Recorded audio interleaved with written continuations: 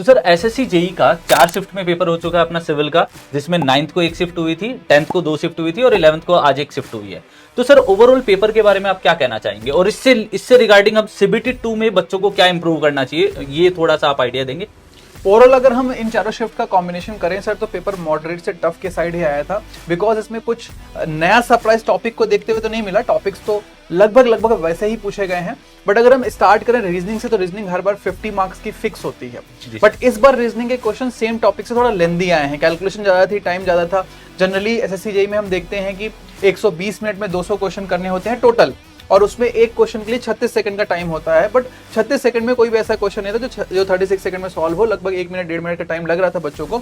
तो ये रीजनिंग की बात हो गई। अगर हम सर जीएस की बात करें, तो जीएस में ऐसा देखा गया है कि करंट अफेयर नॉर्मली हर एग्जाम्स में ज्यादा पोर्शन रहता है, बट इस बार क्या रहा है जीएस में? सर इस बार करंट अफेयर का पोर्शन कम रहा है। जैसे करंट अफेयर अगर किसी एक शिफ्ट में पूछा गया है, तो उसने क्या किया, सेम क्वेश्चंस को या सेम टॉपिक को ही कंटिन्यूअसली रिपीट किया है सेम डे की शिफ्ट में। जैसे अगर सिविल का पेपर है, सेम डे इलेक्ट्रिकल है, मैकेनिकल है, तो उसने उन क्वेश्चंस में किसी और डांस को पूछ लिया गया, किसी में कुछ और डांस को पूछ लिया गया। एक तो ये पैटर्न रखा गया है सर। दूसरा जीके जीएस का पोर्शन ऐसा कह सकते हैं बिल्कुल अनप्रिडिक्टेबल रहता है, उसके लिए आप कुछ भी प्रिडिक्ट नहीं कर सकते। इसीलिए कहा जाता है कि इंजीनियरिंग में जहां पर आपका नॉन टेक का पोर्शन इक्वली वेटेज रखता है, जीके जीएस अगर उसमें आ रहा है तो आपको उस पर बहुत मेहनत करने की जरूरत है, क्योंकि अभी जो जीके जीएस जो पूछा जा रहा है ना, वो बिल्कुल आपको ऐसा दिखेगा कि आपको लगता होगा आ रहा है, आते आते भी आप उसको गलत कर दोगे।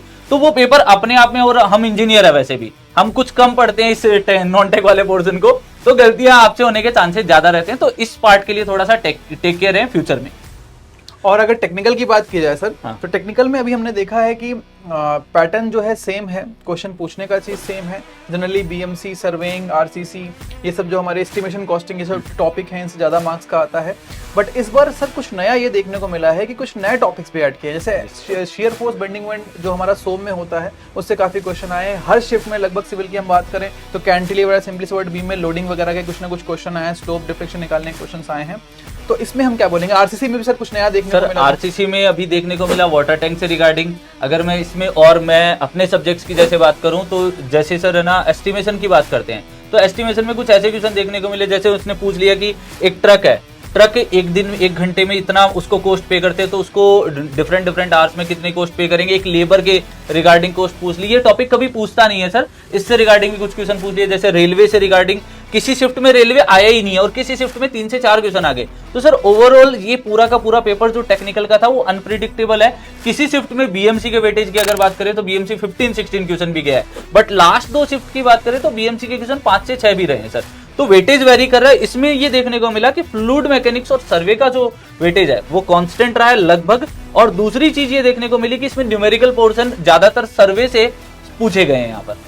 और एक चीज ये भी है सर कि जो अनप्रेडिक्टेडनेस थी वो टाइप ऑफ क्वेश्चंस को लेकर थी, लेकिन टॉपिक लगभग मुझे लगता है वो प्रेडिक्टेबल थे। हाँ, टॉपिक प्रेडिक्टेबल थे सर। और एक चीज और हम लोगों ने देखी है सर यहाँ पे कि जो सीबीटी 2 है वो किस तरीके से होने वाला है, उसका एक इंडिकेशन मिल गया है। क्योंकि जो टॉपिक्स हैं वो जैसे ईएससी के सिलेबस में जिस तरीके का सिलेबस होता है वहां से भी पिक करने की कोशिश की गई है। तो एक इंडिकेशन भी है कि सीबीटी 2 के लिए आपको रेडी होना चाहिए। और हर टाइप का जो आपका सिलेबस कराया गया है, whether it is last topic या बीच का टॉपिक हो या स्टार्टिंग का टॉपिक हो, सारे टॉपिक को कवर करना है। और सर क्या डिटेल्ड कवरेज रहना चाहिए बच्चे का इसके लिए? सर देखो, अगर प्री से बात करें इस बार के पेपर से, तो प्री के पेपर में इन्होंने कुछ ऐसे इस टाइप के क्वेश्चन ऐड किए हैं। जैसे स्टेटमेंट दे दिया, 2 स्टेटमेंट दे दिया, आपसे ये पूछ लिया कि कौन सा स्टेटमेंट सही है, कौन सा स्टेटमेंट गलत है। एक तो ये एक नए टाइप के क्वेश्चन बने, क्योंकि इससे पहले ये क्वेश्चन की क्वांटिटी बहुत कम रहती थी, 100 में से 1 या 2 रहते थे, और अब ये क्वेश्चन 7 से 8 या 10 क्वेश्चन आने लग गए। इस चीज के कारण से भी स्टूडेंट्स को ये पेपर टफ लगा है। कुछ स्टूडेंट्स जैसे कह रहे थे पेपर टफ है,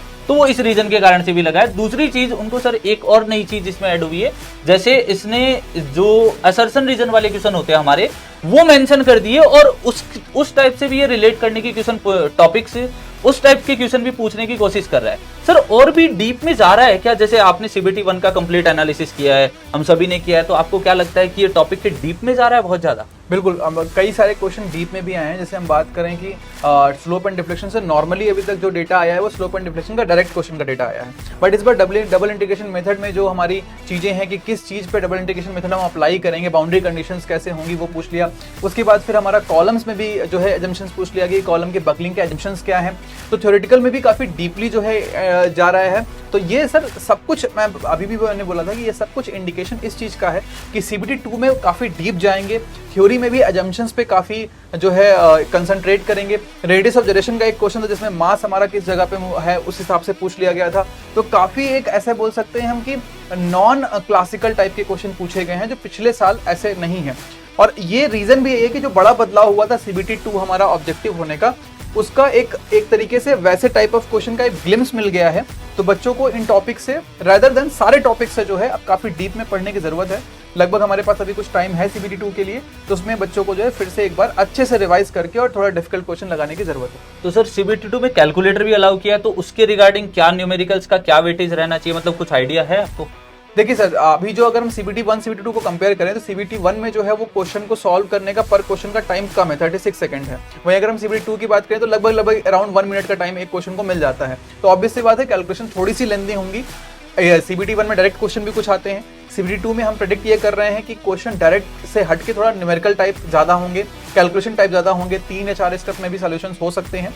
तो उसमें बच्चों को ये ध्यान रखना है कि जो क्वेश्चंस आपके अगर हम बात करें ESE में 1 मार्क के या गेट में 1 मार्क के, उस लेवल तक के क्वेश्चन भी CBT 2 में आ सकते हैं।